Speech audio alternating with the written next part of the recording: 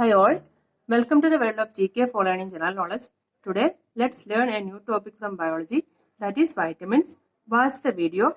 If it is useful, like, comment, subscribe the channel and share to your friends. Let's start. Biology, vitamins. Vitamin, chemical names, functions. So first, let's start with vitamin A. The chemical names of vitamin A are beta-carotene and retinol. Functions: promotes good vision, maintains healthy skin, acts as an antioxidant.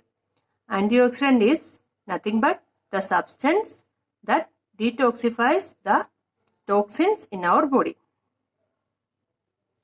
Toxins or chemical substance in our body. Next one is vitamin B. There are many vitamins in vitamin B. So, first let's start with vitamin B1. Vitamin B1 is known as thiamine. The functions are conversion of carbohydrate into energy, maintain proper functioning of heart and muscles.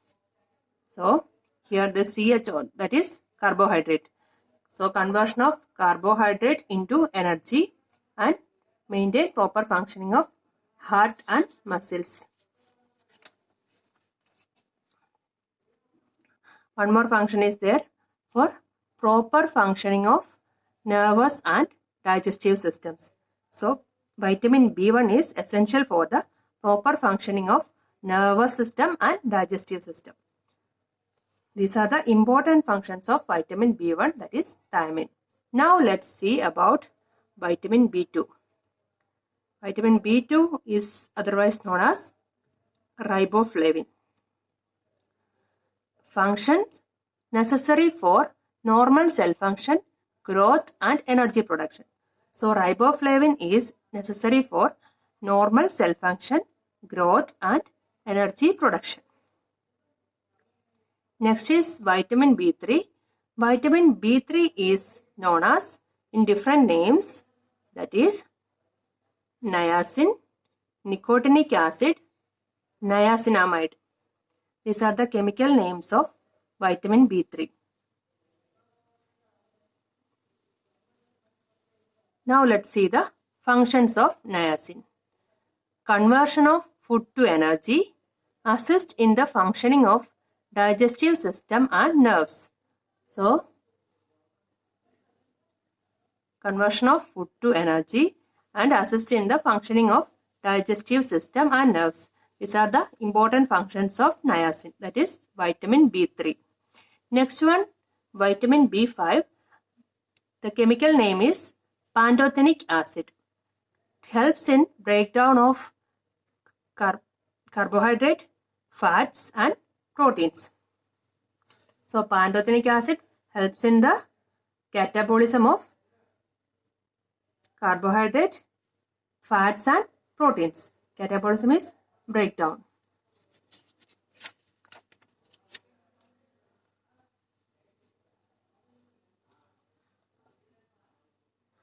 Next is B6.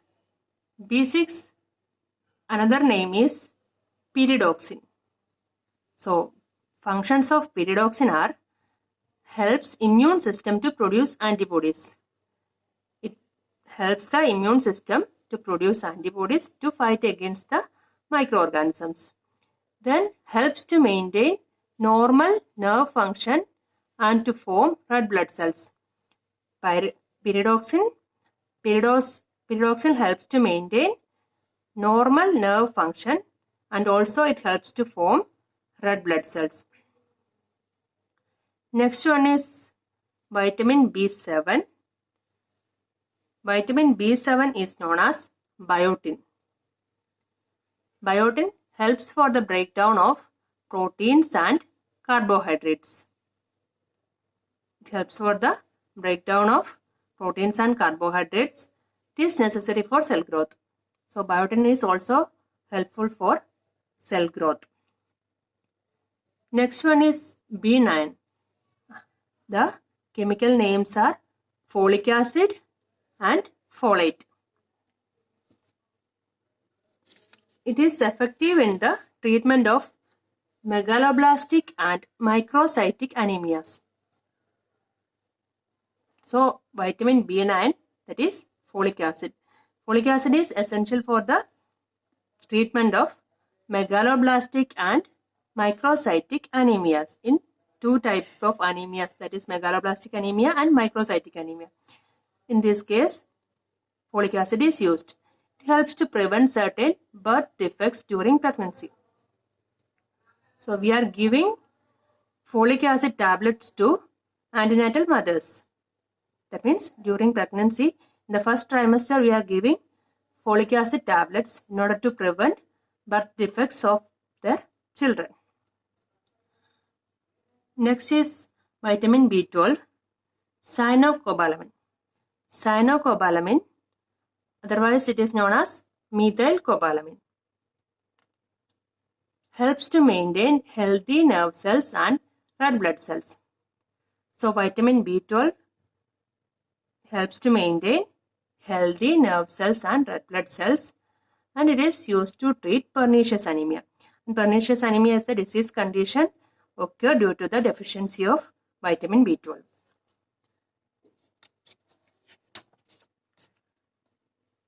Next, let's see about vitamin C. Vitamin C is otherwise known as ascorbic acid. So its chemical name is ascorbic acid. The functions are, it acts as an antioxidant. So antioxidant, already we have seen what is antioxidant. So ascorbic acid also acts as an antioxidant, essential for the collagen production. So collagen is a type of protein that are primary structural component of connective tissue, such as skin and cartilage. Skin and cartilage, these are connective tissues. So collagen is a primary component of all these connective tissues. This ascorbic acid is essential for the production of collagen. Next, for healing of wounds. For healing of wounds also, ascorbic acid is essential. For the repair and maintenance of cartilage, bones and teeth. It also needed for the repair and maintenance of cartilage, bones and teeth. And cartilage is also a connective tissue. It is a tough but flexible tissue. In our nose, we are having cartilage instead of bone, because so it is flexible. So now let's see about vitamin D. Vitamin D, there are two divisions, vitamin D2 and vitamin D3. First, let's start with vitamin D2. Vitamin D2 is known as ergocalciferol. The chemical name of vitamin D2 is ergocalciferol, and vitamin D3 cholecalciferol. And vitamin D vitamin is known as sunshine vitamin, because vitamin D gets produced in our body when we exposed to sunlight. The function of vitamin D, it is essential for absorption of calcium into the bone for normal bone growth. So it is essential for the absorption of calcium into the bone and also for normal bone growth. Vitamin D is needed.